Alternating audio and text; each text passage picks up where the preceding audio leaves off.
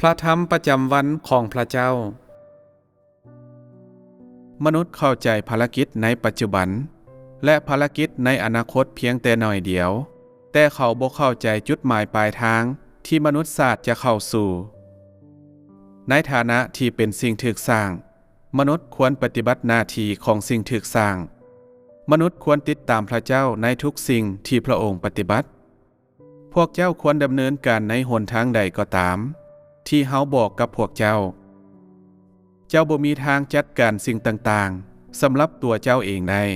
และเจ้าบ่มีความลึกลับเหนือตัวเจ้าเองได้ทุกสิ่งต้องปาไว้ที่การจัดแจงของพระเจ้าและทุกสิ่งแม่นถูกกำไว้อยู่ภายในมือของพระองค์ถ้าภารกิจของพระเจ้าได้จัดเกี่ยมแก่มนุษย์ด้วยจุดจบจุดหมายปลายทางที่มหัศจรรย์ไว้ล่วงหน้าและถ้าพระเจ้านำใช้สิ่งนี้เพื่อล่อใจมนุษย์และเฮ็ดให้มนุษย์ติดตามพระองค์นั่นก็คือถ้าพระองค์สร้างข้อสัญญากับมนุษย์แล้วสิ่งนี้จะบ่แม่นการเอาชนะหรือมันบ่แม่นเพื่อปฏิบัติภารกิจในชีวิตของมนุษย์ถ้าพระเจ้าต้องใช้จุดจบของมนุษย์เพื่อควบคุมมนุษย์และรับเอาหัวใจของเขาแล้วในเรื่องนี้พระองค์จะบ่ได้เฮ็ดให้มนุษย์สมบูรณ์หรือพระองค์จะบ่สามารถรับเอามนุษย์แต่กงกันข้ามพระองค์จะใช้จุดหมายปลายทางเพื่อควบคุมเขามนุษย์บ่สนใจในสิ่งใดนอกจากจุดจบในอนาคตจุดหมายปลายทางสุดท้ายและบ่ว่าจะมีสิ่งดีๆให้คาดหวังหรือบ่ถ้ามนุษย์ได้รับความหวังที่สวยงามในระหว่างภารกิจแห่งการเอาชนะและถ้าก่อนหน้าการเอาชนะมนุษย์เขาได้รับจุดหมายปลายทางที่เหมาะสมให้แสวงหาแล้วการเอาชนะมนุษย์จะบ่เพียงแต่บ่บรรลุผลของมันเท่านั้นแต่ผลได้รับของภารกิจแห่งการเอาชนะก็ยังจะได้รับอิทธิพลอีกด้วยนั่นหมายความว่าภารกิจแห่งการเอาชนะบรรลุผลของมันโดยการเอาโชคชะตาออกไปและความคาดหวังของมนุษย์และการพิพากษา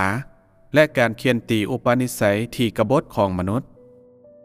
มันบ่ได้บรรลุโดยการเฮ็ดข้อสัญญากับมนุษย์นั่นก็คือโดยการมอบพรและพระคุณให้กับมนุษย์แต่กงกันข้ามแม้นโดยการเปิดเผยความซื่อสัตย์ของมนุษย์ผ่านการยึดเอาอิสรภาพของเขาและทำลายล้างความคาดหวังของเขานี่คือแก่นแท้ของภารกิจแห่งการเอาชนะถ้ามนุษย์ได้รับความหวังที่สวยงามในตอนเริ่มต้นและภารกิจแห่งการเคียนตีและการพิพากษาถือเฮ็ดให้สำเร็จในภายหลังแล้วมนุษย์ก็จะยอมรับการเคียนตีและการพิพากษานี้บนพื้นฐานที่เขาคาดหวังและในที่สุดความอ่อนน้อมที่บ่มีเงื่อนไขและการนมัสการพระผู้สร้างโดยสิ่งถูกสร้างทั้งปวงของพระองค์ก็จะบ่ถูกบรรลุจะมีเพียงแต่การอ่อนน้อมแบบลับหูลับตาและขาดความเข้าใจหรือถ้าบ่ดังนั้นมนุษย์ก็จะเหี่ยห้องจากพระเจ้าอย่างตาบอดและมันก็เป็นไปบ่ได้ที่จะเอาชนะหัวใจของมนุษย์อย่างสมบูรณ์ดังนั้นมันจึงเป็นไปบ่ได้ที่ภารกิจแห่งการเอาชนะดังกล่าวจะสามารถรับเอามนุษย์ได้หรือยิ่งไปกว่านั้นก็เป็นพยานให้กับพระเจ้าได้สิ่งถูกสร้างดังกล่าวจะบ่สามารถปฏิบัติหน้าที่ของพวกเขาและจะเพียงแต่ต่อรองกับพระเจ้าสิ่งนี้จะบ่แม่นการเอาชนะแต่เป็นความเมตตาและพรปัญหาใหญ่ที่สุดกับมนุษย์คือเขาบ่คิดถึงสิ่งอื่นนอกจากโชคชะตาและความคาดหวังของเขาและบูชาสิ่งเหล่านี้มนุษย์แสวงหาพระเจ้าเพื่อผลประโยชน์แห่งโชคชะตาและความคาดหวังของเขา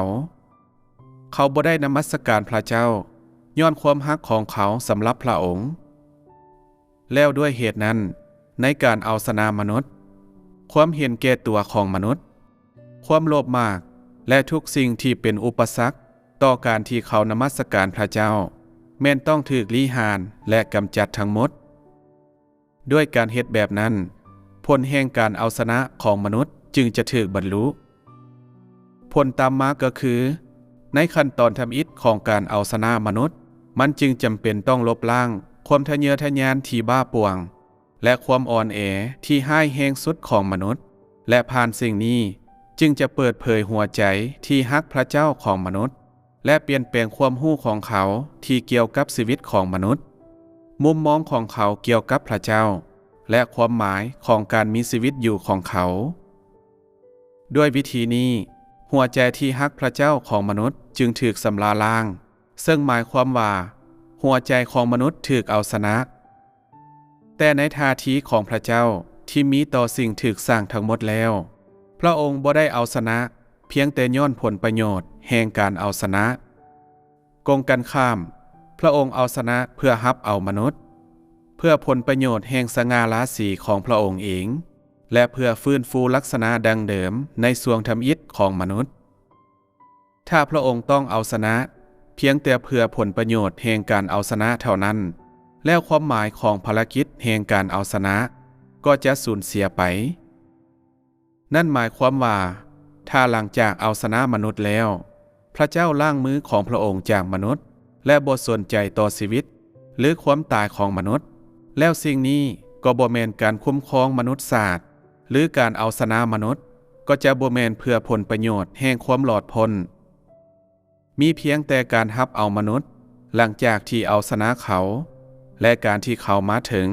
จุดหมายปลายทางที่มหัศจรรย์ในที่สุดเท่านั้นจึงอยู่ในหัวใจของภารกิจแห่งความหลอดพ้นทั้งหมดและด้วยวิธีนี้เท่านั้นจึงจะสามารถบรรลุตามเป้าหมายแห่งความหลอดพ้นของมนุษย์ได้เว้าอีกอย่างหนึ่งก็คือมีเพียงแต่การมาถึงจุดหมายปลายทางที่สวยงามของมนุษย์และการที่เขาเข้าสู่การพักผ่อนเท่านั้นที่เป็นความคาดหวังที่สิ่งถูกสร้างทั้งหมดควรมีและเป็นภารกิจที่พระผู้สร้างควรเฮ็ดให้สำเร็จถ้ามนุษย์ต้องปฏิบัติภารกิจนี้แล้วมันก็จะจำกัดเกินไปมันสามารถนำมนุษย์ไปถึงจุดใดหนึ่งแต่มันจะบ่สามารถนำมนุษย์ไปถึงจุดหมายปลายทางส่วนนิจนิรันดร์มนุษย์บ่สามารถตัดสินชะตากรรมของมนุษย์หรือยิ่งไปกว่านั้นเขาบ่สามารถรับห้องความคาดหวังและจุดหมายปลายทางในอนาคตของมนุษย์ได้ถึงอย่างใดก็ตามภารกิจที่พระเจ้าปฏิบัติแม่นแตกต่างกันย้อนพระองค์สร้างมนุษย์พระองค์ก็นำพาเขาย้อนพระองค์ช่วยมนุษย์ให้รอดพ้นพระองค์ก็ช่วยเขาอย่างทั่วถึงและจะรับเอาเขาอย่างสมบูรณ์ย้อนพระองค์นำพามนุษย์พระองค์จะนำเขาไปสู่จุดหมายปลายทางที่เหมาะสมและย้อนพระองค์สร้างและคุ้มครองมนุษย์พระองค์ต้องรับผิดชอบต่อโศกชะตาและความคาดหวังของมนุษย์มันคือสิ่งนี้ที่เป็นภารกิจที่พระผู้สร้างปฏิบัติถึงแม้นภารกิจแห่งการเอาชนะจะถูกบรรลุโดยการลบล้างความคาดหวังออกจากมนุษย์ก็ต้องถูกนำไปสู่จุดหมายปลายทางที่เหมาะสมในที่สุดซึ่งพระเจ้าได้จัดเตรียมไว้ให้กับเขาแล้วมันแม่นย้อนพระเจ้าปั้นมนุษย์อย่างแน่นอนจึงเฮ็ดให้มนุษย์มีจุดหมายปลายทางและโศกชะตาของเขาจึงถูกขับฮ้องในนี้จุดหมายปลายทางเหมาะสม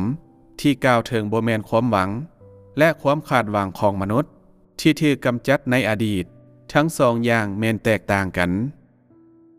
สิ่งที่มนุษย์คาดหวังและแสวงหาแม่นความปรารถนาที่เกิดขึ้นจากการแสวงหาความต้องการในเนื้อหนังที่หลายเกินควรของเขา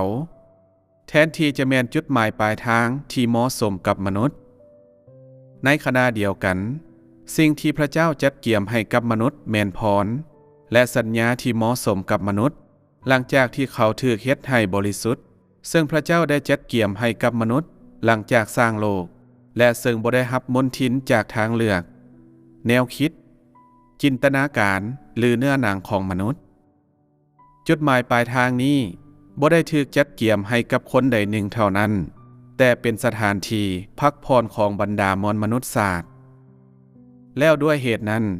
จุดหมายปลายทางนี้จึงเป็นจุดหมายปลายทางที่เหมาะสมที่สุดสำหรับมนุษยชาติ